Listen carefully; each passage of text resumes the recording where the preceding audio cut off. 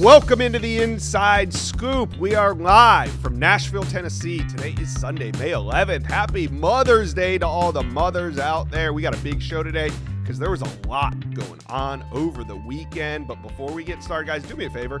If you've watched one episode of the Inside Scoop, do me a favor. Hit subscribe. I don't ask you guys for anything. The show is free. The comment's free. The only thing I ask, hit subscribe for me, please. All right, so today's show, the countdown to number one is on. Jackson Cantwell is going to make his commitment on Tuesday afternoon. We have director of On3 here, Chad Simmons. He's going to drop some major info as we approach that deadline. All right, then we are going to talk a little Texas, Alabama, but first, let's talk about the biggest developments that went down in the recruiting world from the weekend. We'll start with the Dogs' final push for Cantwell. Who am I talking about? Jackson Cantwell. The number one overall prospect in America is ready to make his decision. He's going to announce it on Tuesday afternoon. We're going to have coverage right here on the On3 Recruit channel, so you're not going to want to miss that.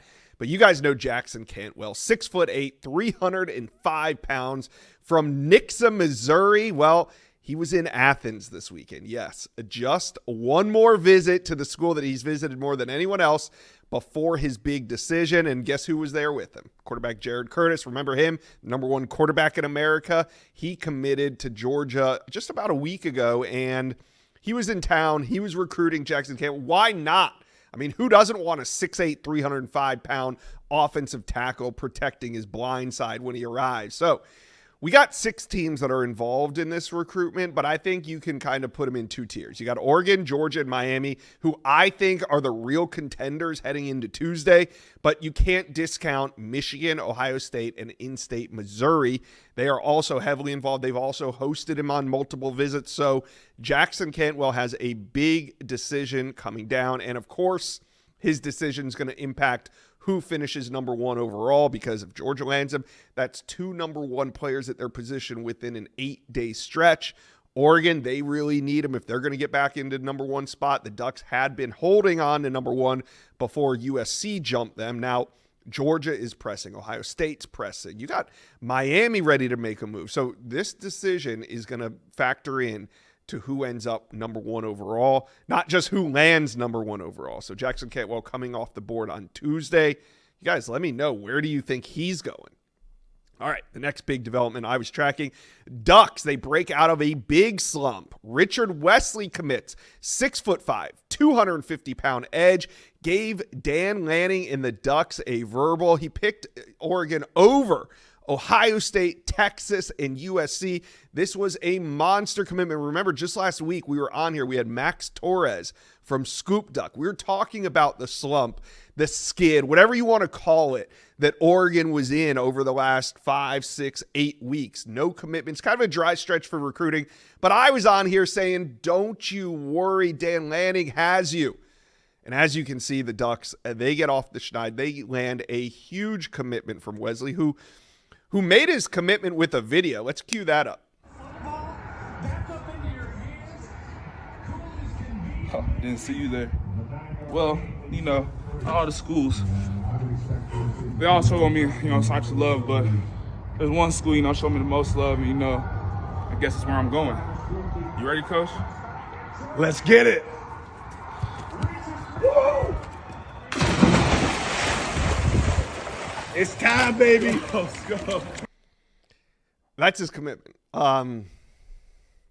We might need to watch that again. Let's watch that again. A couple things I want to point out here. So if this video looks kind of thrown together. One, didn't see you there. I think you got to put some swim trunks on. I don't know the rules here, but I feel a little uncomfortable. I think he needs to put some swim trunks on. Maybe it's Oregon can't find any. But there's a couple other things I noticed about this video. It's definitely gray out. I don't think there's girls sunbathing by the pool before Memorial Day in Eugene. The other thing that I noticed about this, why are Jordan Travis's Florida State quarterback, watch this, we're going to see Florida State quarterback Jordan Travis make a cameo right there. Look at the background. Why are they watching Jordan Travis's highlights? There's a lot about this video that I don't understand. All right, that's great. Hey, maybe it's cringe, maybe it's not. I understand why Nick Saban retired. I'm not saying Nick Saban should have retired, but I understand why Nick Saban retired. All right, so that's not it for Oregon. We're going to see them, they're in it for Jackson Cantwell. They're in it for wide receiver Messiah Hampton, the number one player out of New York. They're in it for Joey O'Brien. So I think this Richard Wesley commitment is just going to get things started. Remember, also, they're in line for maybe a couple 5-stars. Brandon Arrington comes off the board the day after July 4th. Then you got Ryder Lyons. He's a 5-star you got to watch. So Oregon, as I said the other day, I don't think there's anything to worry about when it comes to Oregon recruiting. All right, Buffs big visit weekend. Again, I know we mentioned the Buffs big visit weekend last week. Now they're back at it again with the headliner of this weekend being number 2 ranked wide receiver Sedarian Morgan. He's from Alexander City, Alabama, and he is one of the best overall at the wide receiver position. We're seeing a lot of that out in Boulder this cycle. Another flip target, Vance Spafford. He's a wide receiver committed to Georgia, but he's from California. We know Colorado likes to dip into Cali and land some of those guys. So look at Vance Spafford out in Boulder. Also, he's entertaining Miami and Washington as well. So the number 11 ranked receiver, number 85 overall. So we're talking top 100 prospect out there in Boulder. IMG sent a couple of their best out to Boulder this weekend. Teammates Gniver Carr and DK Forkpa, they're in town. Also, on 300 safety, Jordan Deck. He's from Texas. Donovan Webb. He's another 4-star from the state of Texas. Both prized defensive backs. I mean, you see where this is headed. It doesn't matter if Coach Prime lands a commitment this weekend. He is setting up to have a stronger high school recruiting class than maybe we've seen in his time at Colorado. So keep an eye on the Buffs. We'll be talking about them later this week. All right. The final development I want to talk about today is 5-star cuts his list down. On 3's number 2 ranked edge, number 6 player overall, Carter Meadows. He goes 6'6.5", 225-pound standout from Washington, D.C., and he's got 4 teams in the mix, and all 4 of those teams are going to get official visits. The teams are South Carolina, Penn State, Ohio State, and Michigan. Now, the coveted defensive end, he'll begin his official visit tour at South Carolina later this month, May 30th. Then he'll return to Penn State, June 6th. Ohio State, that'll be June 13th. And then Michigan, 7 days later, locked in for June 20th. I like Michigan getting that last visit. I think if I break it down, South Carolina, probably the dark horse in this. Then you got Penn State, but I think at the top, Ohio State, Michigan battle. Michigan gets that final visit. Could we be looking at a decision for Carter Meadows coming after that June 20? So maybe 7-8 weeks. Another 5-star could be off the board. What do you guys think? So those were some of the biggest developments that I was tracking this weekend. What did you guys see? Let me know. Comment section below. We got 48 hours, just over 48 hours, until the number 1 recruit in America makes his decision. So I'm bringing in Chad Simmons, Director of Recruiting here at On3. Chad, let's talk about it. Jackson Cantwell has a top 6, but kind of, as we're 2-3 days out, this top 6 isn't everything that it seems to be. Take us behind the scenes of who stands out here.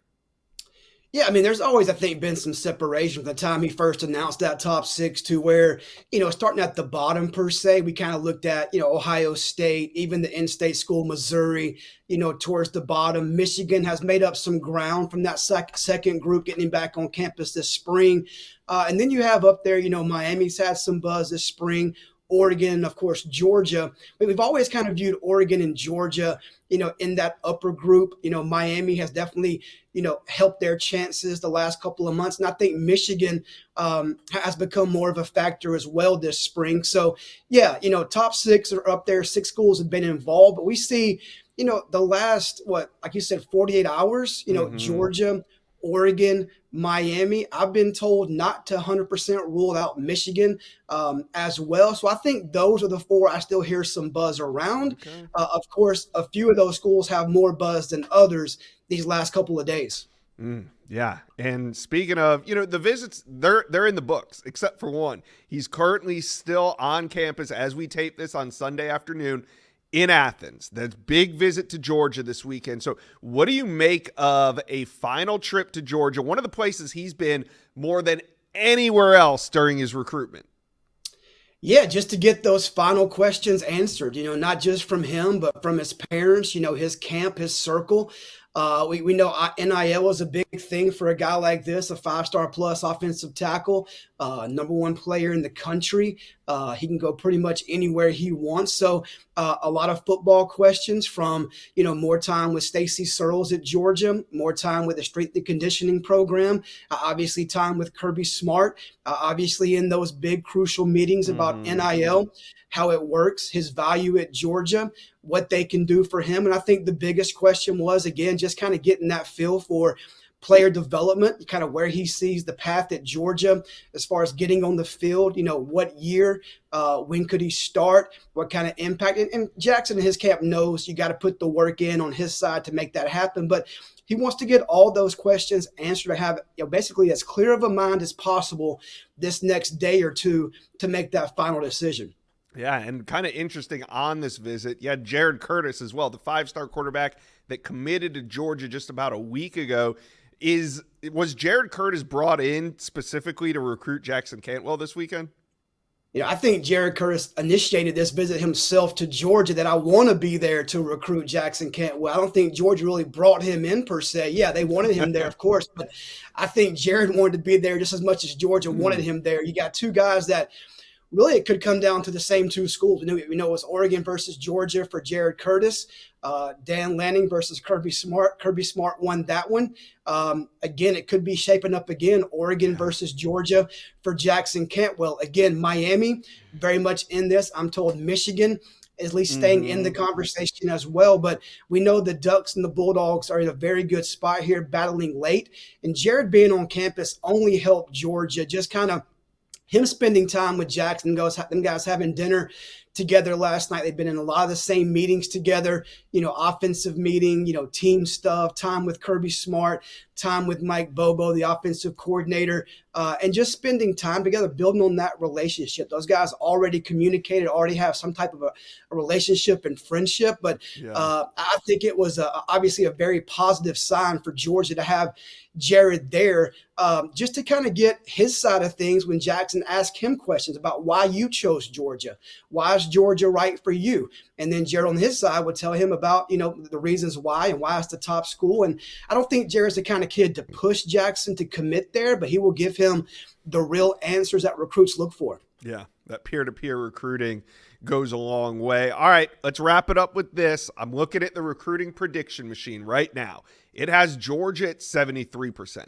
Miami is next up at 9.7%. It only goes down from there, Missouri, Michigan, and so forth and so on. So it's going to be Tuesday afternoon when he announces this final decision. Do you agree right now with the RPM machine at 73% for Georgia?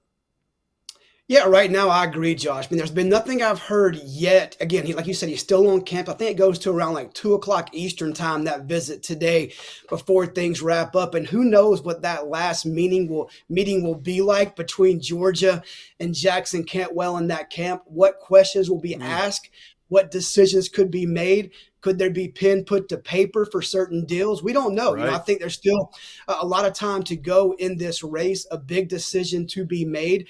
But look, I like Georgia's position going into this visit, and nothing I've heard over the weekend has really changed that perspective for me. I think Georgia is in a very good spot. We know Oregon is very much in this as well. They're battling in this. We know Miami has had some buzz and some momentum at one point earlier this spring. They're in this race as well. And again, I'll say Michigan is trying to hang in there also, but I do agree with the On3 RPM today as we speak that Georgia is trending still in a good spot, but that final decision, I'm told, still has yet to be made. Yeah, I'm looking at a tweet 15 minutes ago. Jared Curtis tweeted out, "Let's get it done," with a picture of Jackson Cantwell. So we know he's out there recruiting. Thank you, Chad Simmons, for dropping by on a busy day on an even busier week for college football recruiting. Appreciate it. Anytime. Thank you. Let's talk a little Texas recruiting. The Horns picked up a big commitment on Friday right here on the On3 Recruit channel. Hayward Howard committed to the Horns. Big pickup. And Justin, Texas is moving towards that top 10. Not there yet, but that's okay. We had coaches on the road last week, and they made some important visits. One of the more intriguing visits was Hezzy Kent, Brunswick, Georgia. He goes 6'6", 280. What position exactly does Texas like Hezzy Kent at? I think the first position they prefer him at is signature in the class of 2026. That would be the number one spot they want him in. Then when they get to the football field, they see this cat as a tight end. Now, a lot of schools are recruiting him at offensive tackle, which is natural. You can see it in his frame, and at defensive end. He's an active. He's a wonderful football player. He can do a whole lot. Texas loves him at tight end, and I almost feel like he's going to have to slim down a little bit because he's already 280 pounds. But that's what Jeff Banks wants. If you watch his clips, Hezzy Kent probably has some of the funnest huddle out of the class of 2026. There's stuff on there where he's running wildcat guys. Like this is a football player and who loves the sport. And here's the thing: I got a source the other day told me that he's not Georgia isn't in the mix here, and I honestly thought the Bulldogs would. Texas has slowly really made progress in this recruitment, especially over the last 3 or 4 months. He was on campus for an unofficial in April. Absolutely loved it. The guys knocked it out. Jeff Banks goes to see him. Recently took him out to dinner, got to hang out with the family a little bit. Those count as an in-home. Of course, Sark and those guys are going to save the head coaching in-home for later. But here's the thing, Texas planted a flag in Georgia, I feel like, the last 2 years. And it was because of Tashard Choice and Kenny Baker and the resources they had within the staff. There's just a lot of familiarity in the Peach State. They're continuing to do that. You get a Justice Terry last year. Now they're up in the mix for some big guys like an Amari Latimer, like a Hezzy Kent, handful of other guys. And so you know what? Texas looks good here early, but they're not pushing yet. And so I want to see – we'll get some clarity when he takes that official visit to Texas in mid to late June. I think that's going to tell us a little bit more. But the Horns are in a great spot because they're selling him on catching the football. And I think that is what separates them right now. Speaking of being in a good spot for a tight end, let's talk Mark Bowman for a second because that one we know is a Georgia-Texas battle. How are you feeling right now about Bowman, and when do you think he comes off the board? It depends on what time of day it is. Sometime when I wake up, I'm in the Bowman vibe. This kid's coming to Austin. And then as the day goes along, I hear a little bit of Georgia. I hear a little bit of this. I hear a little bit of that. Look, I'll tell you one thing. Mark Bowman is keeping everyone guessing. But the truth is he's going to pick Georgia or Texas. I think that's ultimately where he lands. You got RPMs at on-3 for Georgia. You got RPMs on 3 for Texas. That's what makes a recruitment fun and interesting. And so, to me, he's the best tight end in the country. I believe Kendra Henderson is the highest rated. Right. Mark Bowman. We had Ian Boyd that does our X's and O's at Inside Texas. We've got a recruiting notebook coming up pretty soon for Bowman. He did an evaluation of him. He said, Justin, this is the best high school tight end I've ever seen. And he's a reclassified. And he's young for his class. Dad, former college football player at Colorado State, actually grew up in the state of Texas, Louisville High School. Mom, volleyball player. There's some athleticism there. But this is going to go down to Texas and Georgia. I think these are the 2 top 10 producing tight end schools in the last few years. Iowa, obviously, is in that. Michigan is also in the conversation. But I think Georgia has a big sale. Brock Bowers, Oscar Delp, Darnell Washington. There's been a trend there. And then you look at Austin, Jatavian Sanders, the number 1 athlete, and then you took a 3-star in Gunnar Helm, turned him into an all-SEC candidate, and now he's playing for the Tennessee Titans. And so the Mark Bowman thing, I think that's going to come down to July and August. I think he's going to have a decision before he enters his senior year. I asked him probably a month ago when he took an unofficial to Austin, what's going to be the one biggest factor that separates everything? He said, tight end usage. And I said, well, why is that? And he said, because I just watched a scrimmage where Texas used 4 or 5 tight ends. They used 12 personnel. They were targeting these guys. I watched Jatavian Sanders. He's watched Gunnar Helm. He knows he's going to get those. And not to mention, you're probably going to catch footballs from Arch Manning, KJ Lacey, Trey Owens, and potentially Dia Bell. And so, again, I think it's neck and neck. Like I said, time of the day determines who I think is leading that recruitment. Both of them are looking really good. We'll, again, get some clarity after his officials. I think you're going to see a decision in June, maybe even or July, even early August. And I think once he gets that spot, he's done. He's going to shut it down and wrap it up. This is a very mature kid with a wonderful family. And again, I hate the comps, the pro comps when it comes to high school prospects. I think it was too much expectation. But tell me this isn't George Kittle, except that Kittle didn't look this good in high school. Again, one of the best we have ever evaluated at that position. Yeah, it's a fierce battle. And like you said, a proof of concept is there for both Texas and Georgia. It just comes down to an old-fashioned recruiting battle for Mark Bowman. We'll see how that shakes out. You want a 3.5 hour, 4 hour flight, or you want a 2 hour, 2.5 hour flight? That's essentially it what's could come down to that. Yeah, very well could. All right. Texas coaches were all over the Southeast, and two important targets that they saw was Xavier Crowell, running back out of Alabama, and Derek Cooper, running back out of South Florida. Also got KJ Edwards from the state of Texas in the mix there. How do you see this running back group working out? Who do you think Texas fans should lock into here? Number one, KJ Edwards. He's number one on the board. He's been number one since the day Chad Scott took the job over from Coach Choice when he left for Detroit. He already did his in-home with KJ. He is continually getting closer to Clifton Jr. and his family. His little brother's a 2028 prospect. That kid's going to be an offer as well. KJ remains at the top of the board. I think that's Texas recruitment to lose. He's going to commit on August 2nd. I would be absolutely shocked if that's not Texas now. A lot can happen between now and then, but KJ Edwards is probably going to be in this class. So the question we always get at Inside Texas, who's going to be the other running back? And that's right now what Chad Scott's trying to figure out. And so they really like Amari Latimer. They want that bigger guy because KJ's more of your scat back speed type guy. So they'd like one of those bigger, inside runner types. Amari Latimer out of Sandy Creek in Tyrone, Georgia. He's on that list. They go see Xavier Crowell down in Jackson, Alabama, either Monday night or Tuesday night. I can't remember which night. Look, if Alabama wasn't in the mix, I'd say Crowell and Texas are trending.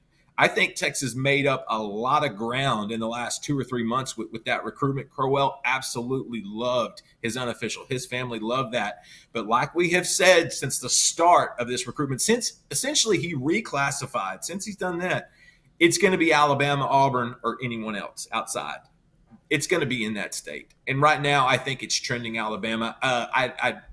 Source told me the other day that he actually could be closer to a decision than previously stated, maybe even before his official visits. Texas is going to keep shooting its shot. They could care less, or couldn't care less, rather, when these guys commit, because they don't push until a few weeks before December anyway. They're going to continue to push with Crowell, but I think that's continuing to trend Alabama, even though Chad Scott and those guys. Texas maybe second in that recruitment. I know Auburn's strong in that one as well. And then Derek Cooper. That's a guy that Tashard Choice could get anyone on campus except for Cooper. Scott comes in, a fellow Floridian, and they get him in, and then Derek Cooper is blown away. And I think one of the things they did on that unofficial, he got to watch the running back play. He got to go hang out with Trey Wisner. He was in Austin for 2 days. While his parents were spending time with the coaches at the facility, he's out hanging with the players. And I don't know if you could hand Trey Wisner a better guy. Like that, that's a kid you want representing your school, especially that position. And so Derek Cooper in Texas make a lot of sense, but you got to get to the finish line with this one. The biggest key here is they went in home on Thursday. I heard nothing but good things. The official visit has yet to be set. And I think Derek is going to have to change his schedule around a little bit. And I think that's going to happen. When that official is set and when he comes on campus in June potentially, that's when we're going to know where this thing's going. Miami's going strong. Georgia looks good. Florida State is pushing. He's one of the best running backs in the country, definitely one of your bigger backs. Yeah. So who's going to join KJ? You got Crowell, Trenton Bama. You got Derek Cooper's a little more open. You got Amari Latimer, who we can't really get a great read on that one yet, but I know Texas absolutely loves him. Then they went and offered another back, I believe, out of Georgia in Carson Baker last week. He's got some great tape. This is a guy that could be setting up an unofficial potentially in the summer. And so you may see a few other names pop in there, but right now that's kind of where the Horns are looking. They've got 3 of the top 6 or 7 in the country looking strongly in Austin. They look good with KJ. They got some more work to do with Cooper and Crowell. All right, let's wrap this segment up. Texas currently sitting at number 19 in the recruiting rankings. No worry here. I think they were sitting at 18 last year heading into the summer. And we know there's some important targets on the board that are going to immediately boost this. Namely, Felix Ojo and John Turntine, two of the top prospects, regardless of position, probably on Texas's board. Both in-state guys, both trending to Texas. So, Justin, Texas fans want to know, when are they coming off the board? And when they do, is Texas going to be in position to land them? Yeah, Texas is going to probably land both those guys. They have separated so far in these recruitments. Look at John Turntine. They've been working on him for 2 years, and they are only getting closer. And the Turntines actually took some unofficials this spring to look around just to see what else was out there. I think Michigan got to visit Tennessee, Texas A&M as well. And then he came back to Texas. Yeah. And now I just don't see this kid going anywhere else. This is going to be a summer decision. You know, I want to give a lot of credit to his coaches at North Crowley. I think they have really set him up for success, and his family, especially his father. This is a very grounded family. And you know, John III doesn't say a whole lot. He lets his actions do all the work. But just an outstanding offensive tackle prospect. Felix Ojo's the other one. He's probably going to come off the board sometime in you know, it says July and August. I think that may happen actually a little bit sooner. You know, he blew up beginning of this year, probably around January and February. He had been on campus in Texas 3 or 4 times in the last year, but people started to see the frame. Then he started hitting camps, and then people realized, okay, that's what a 5-star offensive tackle looks like. I think both those guys are going to be Horns by the end of the summer in case something crazy changes or Kyle Flood decides to head to the NFL, which he's not. I think those two are going to come off the board. Like you said, they're ranked number 19 right now. I think they were, you said 18 at this point last year. Texas doesn't look at the recruiting rankings until probably 3 or 4 hours before National Signing Day. They don't really care about the rankings until like mid-December. I think that's kind of when they start looking at it. And trust me, coaching staffs will tell you they don't look at the rankings. They do. They pay attention to this stuff, but they don't push about it until those last few weeks. And so, you know, you may see some of these guys, you know, not the ones we mentioned, but other top targets coming off the board in early July. I think 3 or 4 major targets have July 4th date. I think Jaraylen McCoy is a July 1st or July 5th, something early July date as well. So just like any other summer, you're going to see some of their top targets maybe potentially commit somewhere else. But right now, Turntine and Ojo are all Texas. That's Orange House. They have done the absolute best job. They prioritized both of them. Those are the 2 tackles.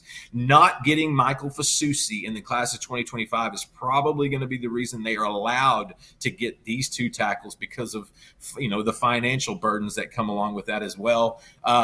Yeah, they're number 19 right now. And I think Texas fans are getting used to Steve Sarkisian's recruiting pitch. 3 or 4 years ago, they're going to freak out about. I remember when Kelvin Banks and Cam Williams committed to Oregon. I believe it was July 4th, 3 or 4 years ago, 4 years ago, yeah. And they're griping about the recruiting ranking. Now they understand Sark and those guys don't really ramp up recruiting until like a few days before signing day. That's when they decide, all right, let's go pick who we want. Yeah. And if you need proof of that, look at the class of 2025, number one in the country. Look at their portal people. Look at the guys that have been getting out of the portal the last 2 or 3 years. Very strategic, very judicious. Sark knows what he's doing. He's got the right temperament for the NIL era and the college football era that we're in right now. Yeah, don't look at the rankings right now, but I'll tell you this. They look great for that running back out of Carthage and KJ Edwards, and they look really, really good for those 2 top offensive tackles in state, in Felix Ojo and John Turntine III. All right, great information on Texas recruiting. You guys go check out Inside Texas. They got a lot more coming. Let's talk a little Alabama Crimson Tide. We're going to start with the transfer portal. It's been buzzing. Pete Nako's over there breaking a ton of news, sitting down here with JD Pickell of the On3 page. JD, when it comes to Alabama, though, the spring transfer portal was crazy, but we didn't see any Alabama players jumping in the portal. What do you think that means? Yeah, you mentioned Pete Nakos, Hayes Fawcett, Steve Wiltfong, all able to kind of, take their eyes a little bit off Tuscaloosa because of the lack of activity there. I think what it means to me, Josh, is the culture is more or less settled in Tuscaloosa, because a year ago, it was madness. Nick Saban's retiring, Kalen DeBoer's getting the job, and we're like, okay, what is Bama going to be? I think that was probably the same question you're asking internally. At this point now, Alabama has moved into the apartment. The first year, you're eating off of cardboard boxes. The plates aren't really out there yet. You have a a mattress on the floor with no bed frame. Now you kind of know what to expect if you're a Bama we've player. Unpacked. We've unpacked. We got Wi-Fi. Like, vibes are much more stable. And so I think that's what you're seeing here with the lack of portal activity. And, they have been active, though, in mainly gaining. So what position group do you feel Alabama really did a good job addressing? It's funny, Josh. I think whenever you lose a player, the school that lost the player, the fan base, it's easy to be a little bit jaded and say, we didn't need that guy. Miami does not feel that way around Isaiah Horton. Yeah. What he brings to that receiver room at Alabama, 6'3", 6'4", big size. I just love he brings a different genre of receiver to go with a Ryan Williams, to go with a Jeremy Bernard, to go with Latsier Brooks and what he's in the slot as a freshman that could see some time. To have a big body, put it up on the shelf where the kids can't get it. I like that a lot for whoever's playing quarterback. And the other guys, we saw Brooks go up and get it. We've seen Ryan Williams go up and get it, but Horton just kind of gives you that. He can post up. A little extra size in the paint, yeah. Man. You gotta love that. Gotta love a guy you can get in the paint. Bama fans, what do you love about this transfer portal class? What do you love about this roster? What do you think is the most improved position group from last year to this year? Let us know.